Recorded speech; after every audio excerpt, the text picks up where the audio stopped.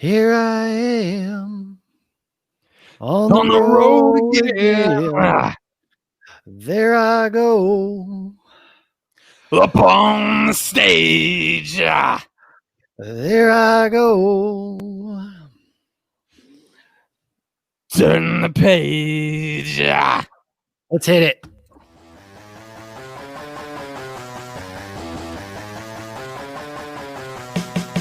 This team loves to win ugly. Winning ugly gets you to this point.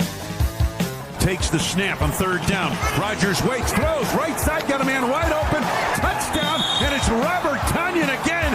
Aaron Rodgers with his fourth touchdown of the game. It's going to be a good week for the Green Bay Packers, getting a chance to move on. One more to go. We'll talk to you next week. And we'll talk to you tonight, everybody. So we found our way around copyright, and that is just, I guess, me and Zach have to sing every time to open the show. Oh my God. I guess too bad we chose a different title by this point, so we kind of screwed that one up. So everybody, welcome to the Illusion of Complexity, episode number 2. We are locked and loaded and ready to go. You guys liked us enough that we decided to come back for a second week. We didn't get booed off the stage, so it didn't feel like B-Rabbit from 8 Mile where we just stood here and froze. It was a fun one last week. Unfortunately, the first game we did was one of the shittiest performances the Packers have had in recent memory. So this is what we have. I am Jacob Westendorf. I am live here from the Game On Wisconsin studios. I will be host for you this evening and every week here on the Illusion of Complexity. And I am joined by the unmatched Erin Alice. Erin, you have some exciting weeks coming ahead. I guess you had a pretty exciting week kind of in general going on. So have you slept at all? I've slept a little bit. But yeah, my sister is expecting a baby, so just kind of waiting around for that. She's like in labor right now. So yeah, exciting stuff. So we're waiting on baby Zadarius is what I'm assuming the child's name will be. At least that's what I'm going to suggest to your sister, who I'm sure is listening, that I've never met, but she should take my input anyways. And of course, we also have Zach Jacobson, who I described as a tolerable enemy earlier, and I thought that was a pretty good description. So, Zach, how are we hanging tonight? Good. My nerves are a little calm now since I was worried that I was going to mess it up. Jacob wouldn't tell me, by the way, how that intro was going to happen. So it was just a complete surprise. I had to make sure I had the lyrics down and everything. And it was a total surprise. You know, opening with my voice and me impersonating James Hetfield, maybe that's not good because it's probably going to scare listeners away and keep them from listening. That might be, but I don't know. I thought that was fantastic. I was really scared because I didn't know what was about to happen, and it just kind of happened, but it was good. That's exactly how I feel. Like it just happened. You were great though. You picked it up. You were like, oh yeah, just like went back to your middle school self, your middle school cover band. Yeah. Wow. Well, I'm grateful for the opportunity to relive my glory days, Jacob. Thank you. So next week we'll either do For Whom the Bell Tolls, since that's a Jamal Williams favorite, or we'll do all three of us. We can do Bohemian Rhapsody by Queen. So I'm just going to point to each of you when I want you to speak. So that's what we're going to go with. I thought it would be good too. Speaking of Jamal Williams, got into, I don't want to call it hot water. He did assure me that he wasn't in any trouble. So that was good to know. But Patriot fans and Brady fanboys, they just suck. And you know, my dad gave me a word for it. He calls them mass holes. Yeah. Mass asses, mass holes. I've heard those before too. So, yeah. Having been through Boston a couple different times, I've been to Fenway Park and pissed on it once. So as a diehard New York Yankees fan, I've been by Fenway Park once, and I was in 8th grade, and my uncle let me pee on the back of it. I have no idea how there were no cops or like people because I'm right in the middle of a freaking baseball stadium, post 9/11 world, like all that kind of stuff too. So you'd figure security was heightened, but here I am just pissing away on the back of the Green Monster. It was awesome. It was one of my prouder moments there. So Brady fans suck.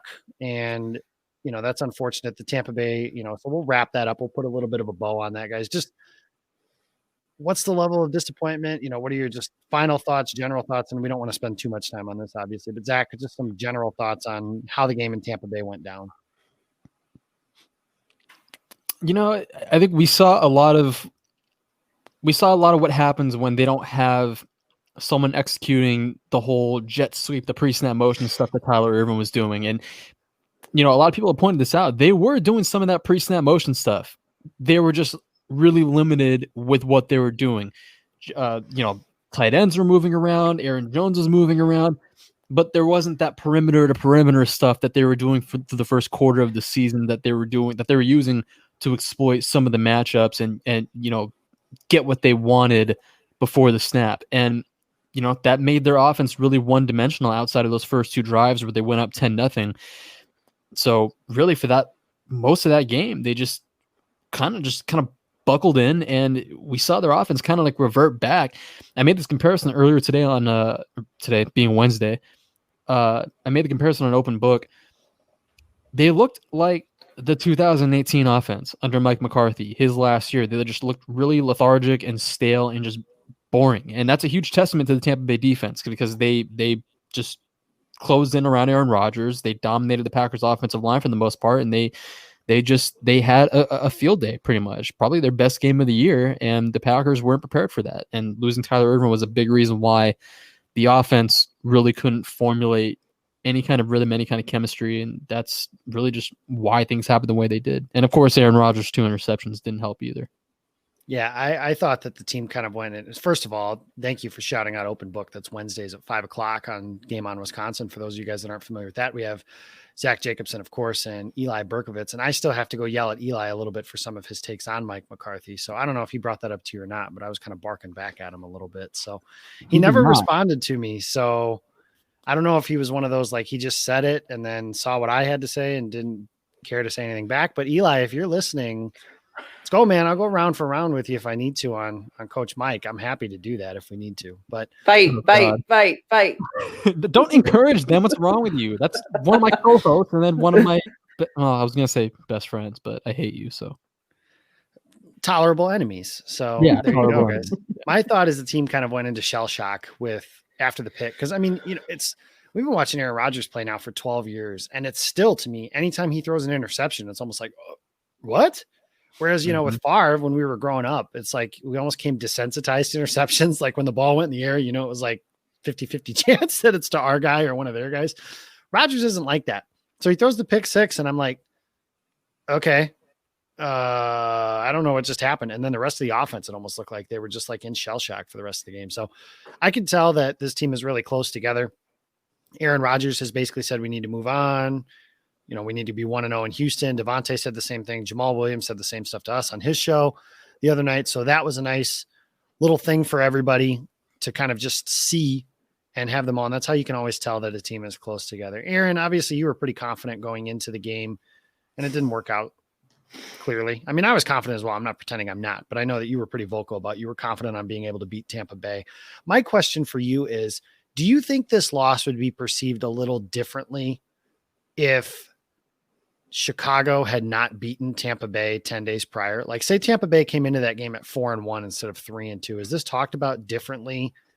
Maybe the final score being 38-10 didn't help, but do you think it's a little different just because Tampa had just come off maybe their worst performance of the season?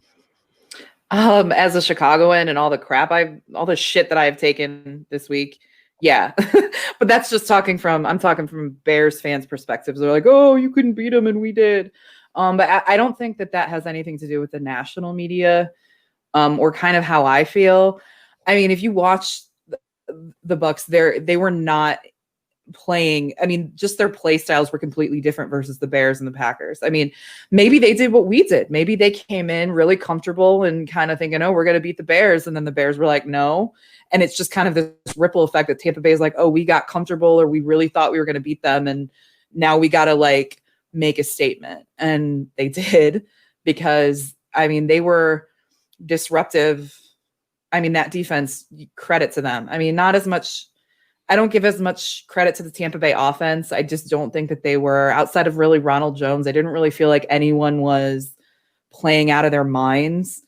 I just think our defense wasn't performing, but their defense came, they showed up, and that was just kind of scary to watch, this offense that we've been touting and we're saying like, oh, they're unstoppable. Like, how do you beat them? And then seeing them just get picked apart. It was it was like a train wreck, like more than that, a train wreck that fell off the rails and hit a town or a school or a hospital. Like it was Jesus, just, it's 2020. That's how bad it was.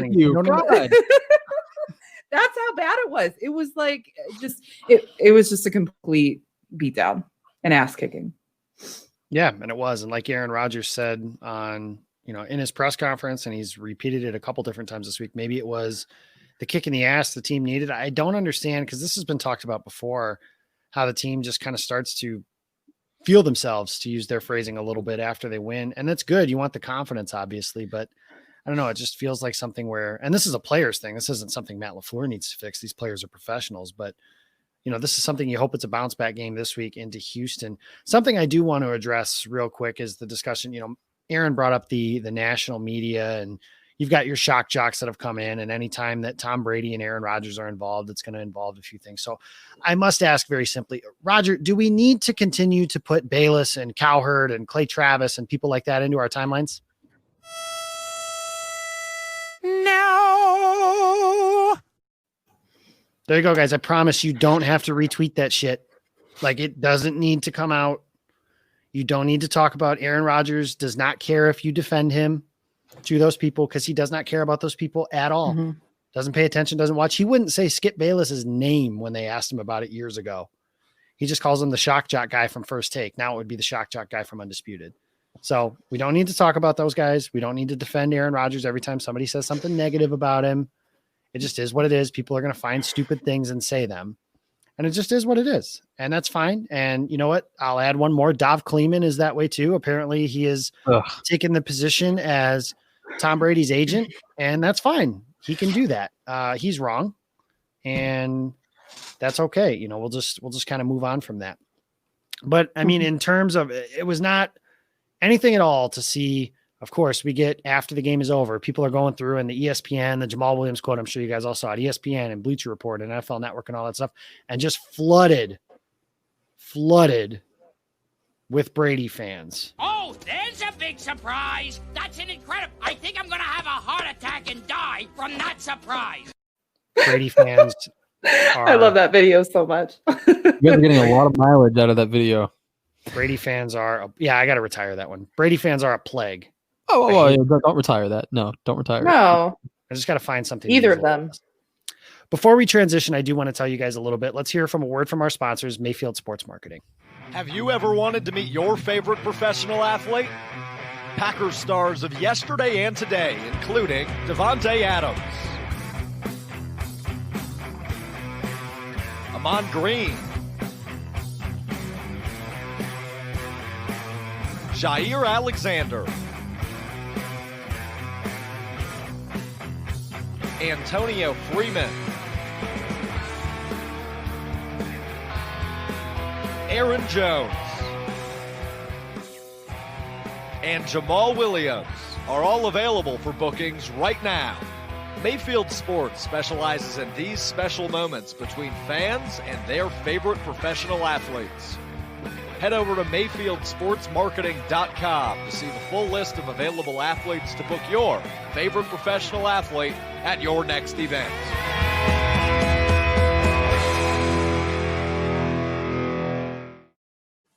Those are our friends over at Mayfield Sports Marketing, the premier sponsor for the Jamal Williams Show on Tuesday nights at 6 p.m.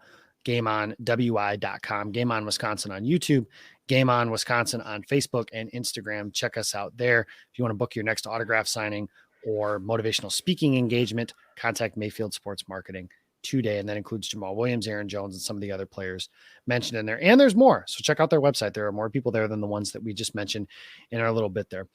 Guys, I want to move to our next little topic here, and that is about some news. I call it news kind of tongue in cheek, I guess. I don't really know what the right phrasing is on that, but Randall Cobb had his press conference today, and this is the second time Randall Cobb will have played against the Packers. And they asked him what it was going to be like playing against his old team and if it was weird, and, the basic questions that you ask somebody who's playing against their old team again and everything like that. And they again got into transitioning into asking Cobb if he might be traded. And Cobb basically said that he bought he had a 3-year contract. He thought he was going to be here for the long haul. He bought a house, all that sort of stuff. And he then at the end gave a small nugget that basically said, I did have a conversation today, so we'll see what happens. That small conversation very well could have been like, hey, this team, it could have been like, hey, the Cowboys called and Mike McCarthy wants you back. I don't know why the Cowboys would do that, but I mean, that's beside the point. Or it could have been, something very simple. Hey, we're fielding calls. Anything's possible. Just remember that. It could have been very as simple as that. But then right after that, Aaron Rodgers talks about how he loves Randall Cobb, dynamic player, everything like that. Let's get into this a little bit. Is this something at all, Erin, that you would entertain the idea of maybe bringing back Cobb to boost a receiving core or do you think the receiving core doesn't even need a boost? That's certainly possible. Can you hit the Roger clip real quick? Oh, I sure can. No. Nothing personal against Cobb. Love what he did, especially as a Chicago Packers fan. He has helped me win some bets against the Bears. But God bless you, Chris Conti. Yeah. Yes. And I appreciate all that. And he's, great player, seems like a great guy, but there are a lot of holes on this roster and wide receiver. They have proven that wide receiver is not one that they need. Outside of this past week, our offense has been the top performing offense in the entire league without Devontae Adams for a couple games. A wide receiver would not have fixed what happened in Tampa Bay. That would not have made any difference. Not to mention, I think what his contract is like $7 million this year. That we don't need that. If we're going to spend money and assets, it needs to go to defense. That's just the end of it. That's how I feel. I love Cobb, but I can't do the nostalgia thing. That's something I want to bring to the table here too, because obviously one of the points that everybody seems to bring up anytime we start talking about pass catchers is, Aaron Rodgers likes him. And what are your thoughts on that? Me? Yes. This is not a team is not run through the quarterback. He's not the GM. And if Goot listened to Rodgers, Kumaro would still be on the team. Literally the week that Rodgers was talking about how great Kumaro was, it was like the day before. The next day, Kumaro was cut. I mean, this is not Aaron Rodgers' team. As much as I know people like to say that he runs everything and we'd be nothing without him, but he's a quarterback. He's not a general manager. So, I mean, and if we made all of these decisions based on Aaron Rodgers, we'd be paying a lot of wide receivers and nobody on defense, because that's not, what Aaron Rodgers, is thinking that he needs. It's about the team, not the quarterback. Yeah, and the receivers would be Jordy Nelson, Randall Cobb, James Jones, right. I mean, Dick Kumaro, and Devontae Adams. There's value from the coaching staff from the input of the quarterback, because obviously he might see some things, and they talk about it being a partnership and all this stuff. But the general manager and the team building standpoint, you made a great point. The front office clearly does not care what Aaron Rodgers thinks about player personnel, and that's not his job. His job is he's said it before too. His job is to play quarterback, and he can stump for people. That's fine. I don't have a problem with him doing that. That's him being a good teammate. That's him being a good friend. That's him being, whatever.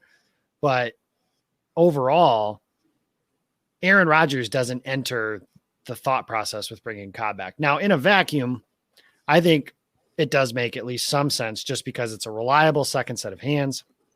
And when you're talking about bringing somebody in, if the Packers were to make an outside addition at any position, let alone receiver, they need to come in and basically be ready to go right away, because it's an 8 or 9 game rental, if not less, depending on when they acquire him, obviously.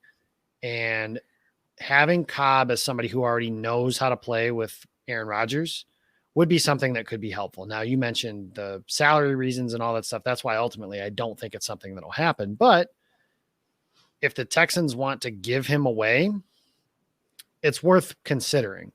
Now, I'm with you, though. I would say if they are going to be trying to acquire something at the deadline, I would hope it's a defensive lineman, or maybe another safety, or a linebacker, or just something on the defensive side of the ball. Because I don't think if this team loses in the playoffs, that offense is going to be the reason. Zach, you are, other than Michael Clark, I think Randall Cobb might be your favorite player. And I'm joking, of course, when I say that, but a little bit at least. But Trevor Davis is up there. Trevor Davis. Yeah, That's we were right. one of like three, you and I, two of the three people in the Trevor Davis fan club, the other being Trevor's mother. What are your thoughts on the potential of just this story? Obviously, we're extrapolating a little bit, but because clearly this could go nowhere and Cobb could just be like we mentioned at the beginning, this could have no legs to it at all, but it's fun, right? So what are your thoughts on potentially bringing back Cobb? Well, I like that you mentioned the whole rental thing, because I've seen a lot of people on Twitter talking about, bring John Ross in. He could be the jet sleep guy, do this and that. Get someone on the outside. Just someone guy. He's fast. You know what? I'm going to stop Can you right you there. talk just for a like second. that forever? Number one, you need to do the rest of the show in that voice. Two, it's funny to me talking about John Ross because people are like, oh, he's fast. And it's like he can run routes, unlike Marquez Valdez-Scantling. I'm like, can he, or is he just a fast guy who happens to play for another team? Therefore, you think he's better than the one we already have? He is fast. That is it. Other than that, he's not really good. Zach Taylor is like friends with Matt LaFleur too. Don't you think it might matter that Matt LaFleur's friend thinks that John Ross is not playable? That's a good point. They're Yeah, not playing him for no reason. It's not like they're like, oh, Right, man, like that. forget that dude. He could sit on the bench. It's like, no, he was a 9th overall pick. They want him to play. You get every benefit of the doubt possible when you're a first round pick. Yeah, exactly. If Matt LaFleur sees that his friend isn't getting any use out of him, then I doubt he's going to be like, oh, you know what? I'm gonna get that guy. Give me him. I want to make some use out of him. The voices of Zach. Sorry, I'm getting too into character here. But with Randall Cobb, yeah, like you said, he has that familiarity with Aaron Rodgers. He has that chemistry, as opposed to someone who isn't familiar, someone who they would just kind of maybe claim off a waiver, or someone who they would initiate a trade with, who would need some time to get adjusted to Matt LaFleur's offense, the system. He would need to, get his duties under his belt. Sorry. He would need to figure out what he's going to do. You are a child. My goodness. Really? You want me to get through the jokes that you guys are making before the show on a weekly basis? I don't know what you're talking about. Everybody, don't be fooled by these two, okay? They're sick. If it's not recorded, it didn't happen. Didn't happen. Okay, well then we'll edit what I just said. It's like the Joe Buck hot mic. That was recorded, so it did happen, right? The mic wasn't hot at that point, so it didn't happen. All right, whatever. All right, anyways. By the time this guy is ready to play, it'll be December, it'll be January, it'll be pointless. Randall Cobb, he can come in, he can contribute right away. Aaron Rodgers, in his Wednesday media availability, he was talking Cobb up like a lot. He was talking about that Cobb is probably one of the most polished receivers that he has played with as far as like route concepts go. He has a better understanding of any of the receivers that he's played with, and he's one of the toughest receivers that he's played with. He was just talking him up. And I saw that tweet from Aaron Wilson about how, Cobb had that conversation after practice. And then I read a story after that about how Deshaun Watson gathered some of the players after practice and said nobody was going to be traded. So I'm assuming those two are connected, and maybe some of the Texans receivers aren't up for sale, but that could also change if the Packers really put a licking on them this weekend in Houston. So yeah, they could be playing for more than just a win this Sunday. They could just kind of put the Texans into fire sale mode, make them want to get rid of some of their players. Well, keep in mind, Bill O'Brien isn't running the team. We can't give them, a bag of Doritos for Cobb. That's the thing too. You can't take advantage of their incompetence anymore, Yep. And that goes into kind of, the team that they're facing this week too. It's not the same Texans team that was there weeks 1 through 3 or 1 through 4 or whatever. They beat the Jaguars. They took the Titans into overtime, the undefeated Titans. This is a good football team. So yeah, that's about it. Speaking of bags of Doritos, guys, people come here for the heavy hitting analysis. So I've got to ask you, Reese's, Kit Kats, Twix. You got to marry one, F one, kill one. Zach, go. I'm marrying Reese's. Okay, so let's just get that off the table right now. I'm marrying Reese's 100% because I can't live without chocolate and peanut butter. Okay. Kit Kat, I am laying down and I am making sweet love to you. sweet, passionate, just 30 vigorous seconds love. in paradise. Yeah. 30 seconds is pushing it. We'll go for like maybe 15, 20. Respect. And I'll kill Twix. I'll kill Twix. Not because I don't like Twix. I love Twix. And Twix is the owner of one of my favorite candies, Twix peanut butter. But regular Twix. This is not Twix peanut butter. That's right. It's chocolate That's and caramel. the thing. Yeah. Because it has the caramel. I gotta cut ties with you. I'm sorry. I'm putting a knife in your back. All right, Erin, try and be a little less graphic and disgusting, which I know is All against right, your primal nature, but I'm an angel. yeah, you could. Yeah, there's devil horns behind the halo. I got it. I gotta agree with on the Mary. I'm definitely marrying Reese's chocolate and peanut butter. That is just, I want that every day for the rest of my life. For kill, I'm gonna kill Kit Kat. Like, you offer me nothing, absolutely nothing. Like, I don't crave one. I don't think about one. I can't tell you the last time I ate one, because it's just like, if I'm standing in front of candy, that's like not even in there. Just out of sight, out of mind. Twix, I'd go to town on a Twix. So Jesus Christ. I'm regretting. Whose idea was this question? Yours. It was yours, actually. It was. You brought up the MFK, so I did. In And you know Jacob's why? defense, Oh my in God, my Jacob's mom listened last week. She's gonna listen to this. he specifically asked you to be less graphic, and you did the opposite. So I didn't know. How was I supposed to phrase it? Phrasing. I found it. I got it, guys. I got a hotkey for next week. So somebody find me an Archer clip. We got to get one. All right. So how to respond. You know what? The only reason I did that is because I was listening to a podcast earlier today and they asked a similar question about something else. So that, I guess, concept of MFK was stuck in my head. I Blame it agree on with someone else. Go ahead. That's what I do. I blame everything on everyone else. It's never my fault. It's always something else happened. So I am with you guys. I am marrying Reese's. I want that every day, the rest of my life. And I'm even willing to eat it when I am mad at it. So I understand that thought too. I am. Why would you ever be mad at it? yeah, what does chocolate do to you? I'm the only married one here, guys. So I understand. Sometimes I love my wife, but sometimes I'm mad at her. And like, you know what? It just shit happens, as the great Aaron Rodgers. You're projecting. I'm projecting that on your wife people. Your wife isn't an inanimate piece of chocolate. That's fair. I'm gonna stop before I make any inappropriate. I was gonna say we're gonna get the explicit tag here any minute now. So thank you, both of you. I hate this. Why did I do this? What have I done to myself? Sorry. Continue. Okay, I am killing the Kit Kat because a Kit Kat is very similar to like a cookie, and like if I want a cookie, I want an Oreo, right? So, or even a Chips Ahoy. Honestly, I don't discriminate between Oreos and Chips Ahoy. I don't care. I'll eat either one. But a Kit Kat is too similar. Now, granted, Kit Kats are good, but you're asking me in this scenario what I would do. Right. And yeah, Zach is hanging his head. For anyone, no one can see it. And I'm with Erin on the Twix. I just won't word it the same way because I'm not a pervert. So there we go, guys. That was our heavy hitter segment for the week. This is the hard hitting analysis you come to the illusion of complexity for. So thank you for humoring us in that. I apologize for my two children that are co-hosts, even though Erin's like 35 and still a child. Yeah, I'm 30. She's actually, I'm technically 29 because my 30th birthday was like a week after lockdown happened. So I refused to acknowledge that I turned 30. Yeah, she's like 17 years older than me, so that makes it worse. Oh, are you underage then?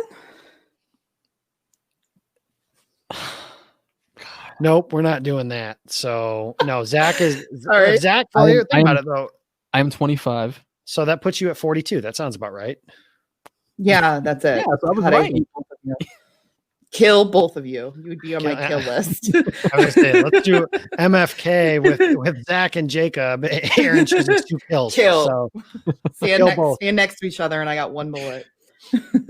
If Erin had 4 bullets and it was Zach and I standing next to Bin Laden and Hitler, she would shoot each of us twice. Is that an Office reference? It is.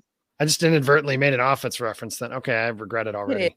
God, can't believe it. Speaking of trash TV takes, let's talk about the open book again. Good Lord, what is wrong with your co-host? What happened? I missed it. He doesn't watch South Park. I don't either. Okay, well, you have every right to be wrong. That's fine. You're stealing Zach's comments. That's what he said last week. You have every right to your wrong opinion. That's my personal favorite. Okay, anyways, so what else? South Park. He's never seen Tommy Boy and Simpsons. He admitted today he hasn't seen Simpsons. The Simpsons? How? How? Eli, so look. I love you. How have you just avoided seeing The Simpsons? Yeah, they've been on for like 600 years. Like they were here older when than Jesus me. Christ was walking the earth. They've been on for like 80% of Erin's life. They're older than I am. Stop it. I don't believe you. We're gonna have to check that. Yeah, someone fact check that. They started in like 1989. So somebody get me a producer. Check on that. I need a fact checker. His excuse was that it was before his time, and he said the same thing for King of the Hill. But I was like, that was the other one. King of the Hill. Run reruns constantly every day. Yeah, there's no excuse for that. There's no excuse. We have streaming services, we have on-demand television, we have Amazon Prime, we have Netflix, Hulu, Peacock. Yeah, Simpsons is on Disney Plus. Like the entirety of the Simpsons. Them, all 8 million episodes. Yeah. Yes. There is no Eli, damn you. Like, right, well, let's take it easy, right? Come on. That's my co-host you're talking to. I mean, I respect your loyalty, but I will not respect his trash takes. There was something else when it came to food. Gum. He doesn't like gum. Oh, that part I don't really care about. But yeah, I don't care. I don't care about that. It was just really weird. It's weird. Like it's a weird thing to be like, I hate it. Yeah. Sorry. I'm sorry, Eli. We love you. We're just surprised. We love you a lot. It was just like that was like on like our second or third show. It was like right out of the gate when we first started open book, and he just admitted that he didn't like gum, and I was like, I remember that. What? I got to tell you though, when it comes to food take, Zach, it's going to be hard for anybody you're with, because if they disagree with you, chances are I agree with you. So your food takes are always pretty pristine. That's fine. If they have to fight me, then that means they're fighting both of us. Right. They're going against me and you. So we win. Yep. And we win the game and the fight around here. So it's like 90s with the Pistons. Yeah. Pistons. Aaron, what are you rolling your eyes at? I saw that. You guys are just weird. Like, I don't even know how to handle weird. She says she walks up to a candy aisle. She looks at everything, and she would take a Snickers. One of the first things she would grab is a Snickers. Almond Joy. No. I said I don't like Snickers. What was it that you liked then? Milky Way. Oh, that's not my first choice. I'm just saying I like it more than Snickers.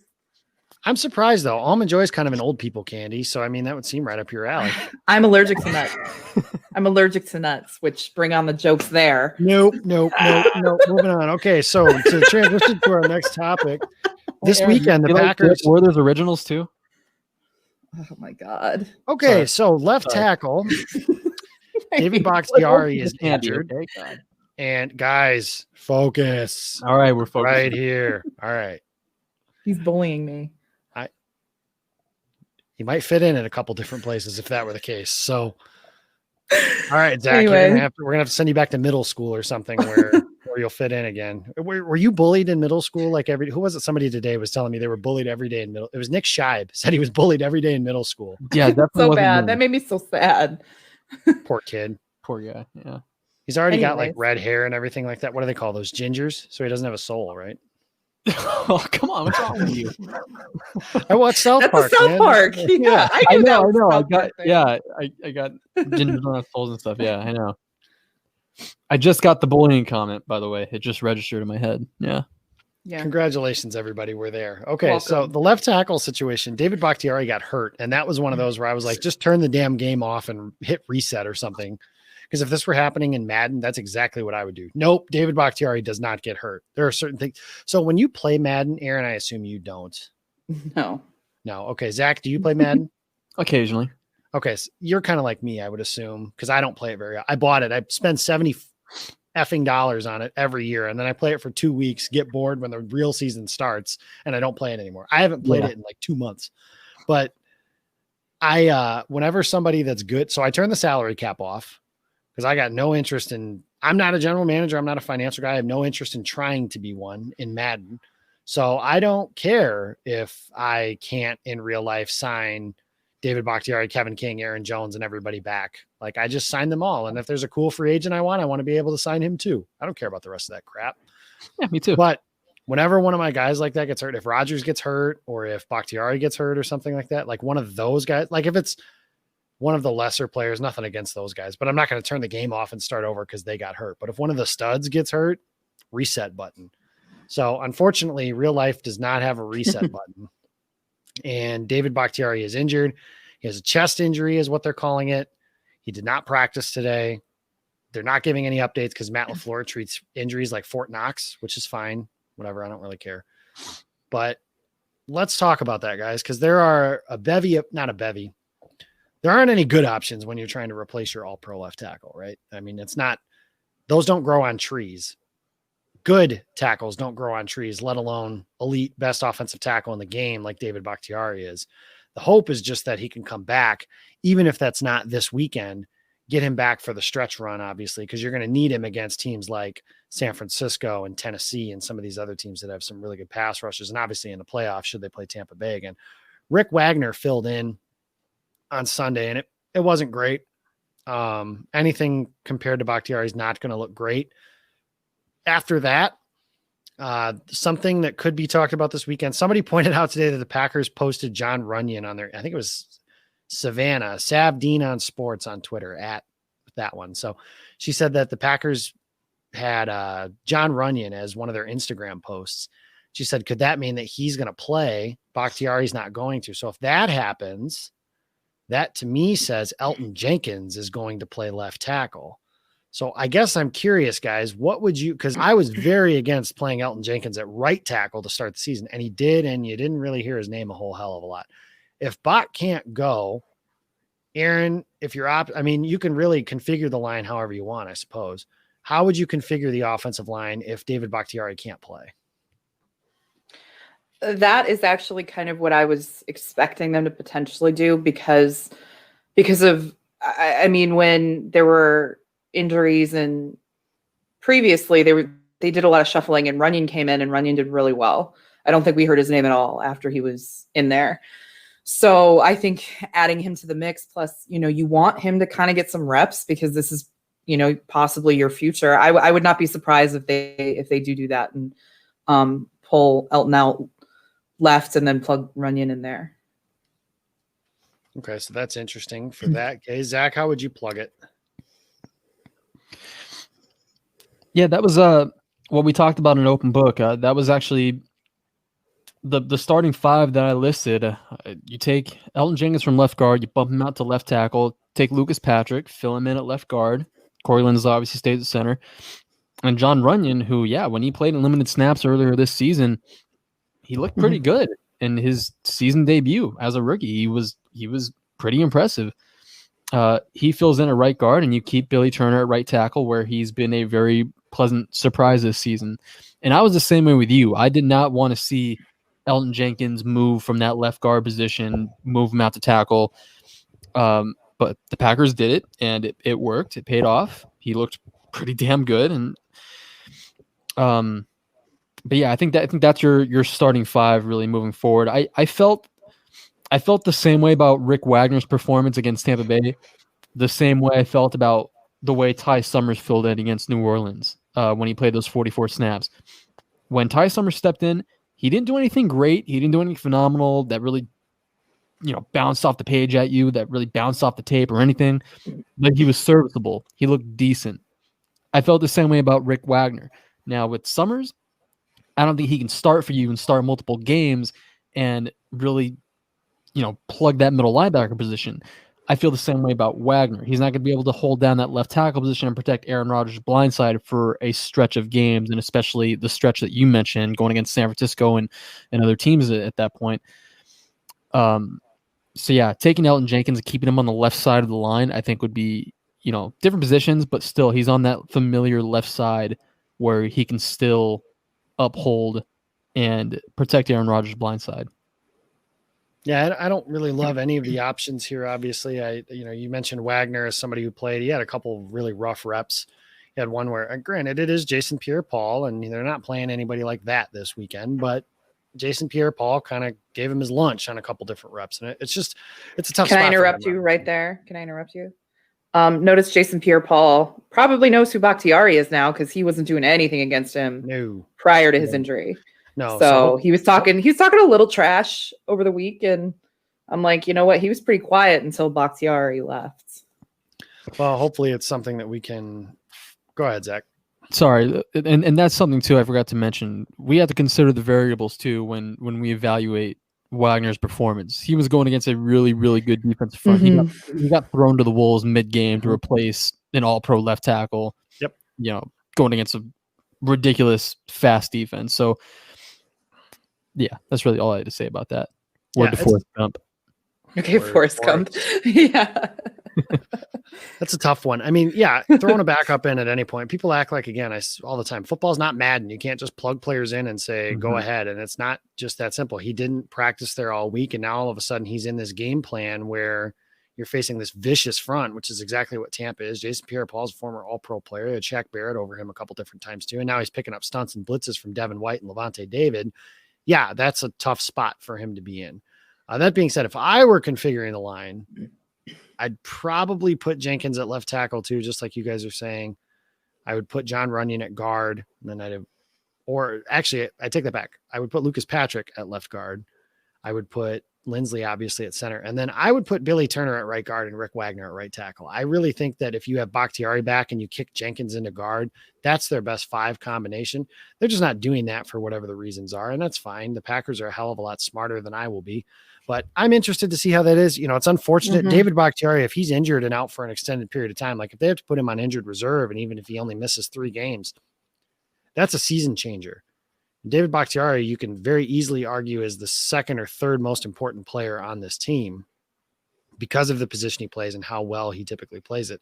I've talked about this before. I think Packer fans are incredibly spoiled with their tackle play. It's something we haven't talked about a whole hell of a lot, but in our life, well, Erin spans for a little further back, but wait, I'm only like a year older than you, right? Like, what is your birthday? Like, what's your birthday? I'm 28 years old, so that puts you at about 7 years older than me. So you're back.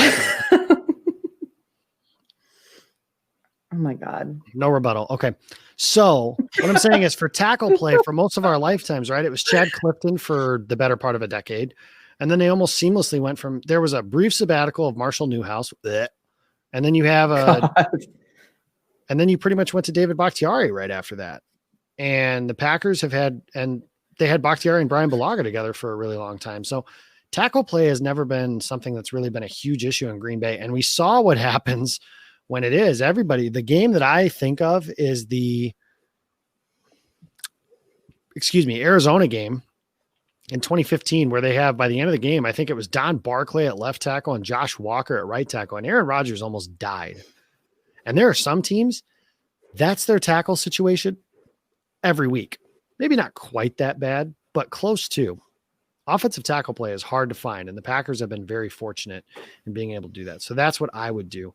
Guys, we're at the end. We spent a little too much time messing around a little bit, I guess, but that's okay. That's kind of why you come here, right? It's not necessarily always for the football. It's for the illusion that we might know a few things here or there. But Packers Texans, they play at noon on Sunday. Let's do your game picks and why. So far, since we've been together, we're all 0-1 since we all picked the Packers to beat Tampa Bay last week. Erin, age before beauty. Oh my God. I definitely think the Packers are going to win. LaFleur has yet to lose 2 in a row. I think we got a statement to make. Like I said, I think last week was Tampa Bay's statement game because they got beat in prime time against the Bears that a lot of people don't think are that good. They were embarrassed. I think Tampa Bay came in and made that statement. I think we have to do the same. I think we are really going to show out offensively. So yeah, I'm taking us, and I'm going to say by more than 10 points. All right, I'll let you go again because you are both age and beauty on this podcast. So Anything else you want to add real quick? Not that I can say. No, that was my attempt. Yeah, there we go. That was my attempt at a save, and it didn't work. No, Zach, who do you got and no. why? I got the Packers 34-23. I think they finally generate a good amount of pressure this week. After not being able to get the Tom Brady last week, they just this whole season really their sense of getting to the quarterback has been really sporadic. And I think of all teams to do this against, I think Deshaun Watson, the guy who has had really back-to-back his best games of the year without Bill O'Brien since they canned him, since he hit the road, the Texans have looked like a different football team. Like I said earlier, they beat the Jaguars. They took the Titans to overtime. Granted, they got just absolutely throttled by Derrick Henry, but really everybody gets throttled by Derrick Henry. They just have to be able to keep him in the pocket, maybe keep a spy on him. That means maybe we could see more Raven Green in the box. It's going to come down to how they're able to knock him off his rocker a little bit, make him uncomfortable, and just not let him escape, because he can pass wild and he can run wild on this defense, especially with how they've been playing lately. I'm still trying to wrap my head around some of the things that we saw from Mike Pettin schematically last week. I still don't understand some of it. Turn this into a 3-hour podcast at this point. Yeah, I mean, Eli and I tried talking about it on an open book, and I actually got visibly upset. So I apologize for that. But yeah, I think they're able to generate pressure, and they're able to make Deshaun Watson uncomfortable, and their secondary is going to reap the rewards of it. So I got the Packers by 11. I got Green Bay 41-31. I think it's going to be another high-scoring affair. The Texans have a lot of weapons. Packers might struggle a little bit in pass protection without him, but the Texans pass rush outside of J.J. Watt, there's just not a ton there. And they don't stop anybody. And honestly, I think the Packers they could run the ball 40 times and win this game too. Like, it could be one of those kinds of games behind that without their left tackle if David Bakhtiari indeed cannot play. So I like Green Bay, and I think that they win by 10. It's a little bounce back game. We'll probably still have some questions about the defense, but I think that's going to be the way it might be all season long. So we are out of time. Thank you, everybody. If you're still listening to us, if you're not at this point, I don't necessarily blame you either, but that was week number 2 in the books. Zach, you can follow him on Twitter at It's Zachariah J, and you can catch him on Open Book every Wednesday, like you mentioned about 17 times on this show. So he really wants you to watch that show. I feel bad for him. Only like 3 people do every week. So you got to check them. Both of them are each of their mothers. So, I mean, 3 viewers, 2 moms, that's tough. I mean, I understand that. So we need more people to watch that show. Otherwise, I think they might get fired. So at any rate, please, I'm begging. So check that out. And you can find him at Packer Report, obviously, as well, doing some breaking news and a couple articles like sporadically. You don't have anything like scheduled, do you? You just kind of do it as your heart desires. I do. I have one post scheduled for Thursday at 9 a.m. every week, but I do. You know me, Jacob. You're a friggin' machine, dude. I'm workhorse. Yeah, you pump out content like crazy. It's like you need to get a life, children. I don't know what that means, Erin. I don't know what life means. We do have the life. We're married to the game, married to the grind. Yeah, married to the hustle. 100 emoji. Please forget that I said that. And the Kit Kat. No, we're married to the Reese's. Damn it. Yeah. Oh, that's right. Reese's. We're all married to Reese's. Yeah, we all married the Reese's. And a good old. I will fight you all for it, by the way, because Reese's is mine. So I'll take you all to death. We'll just move to Utah. There we go. We'll become Mormons. Have you guys ever seen the Book of Mormon? No. So it's by the guys that wrote South Park. South Park. Yep. So it's kind of a sad story, I guess, but I saw that play the day that Kobe Bryant died. So like, I'll never forget where I was when I saw that play, kind of thing.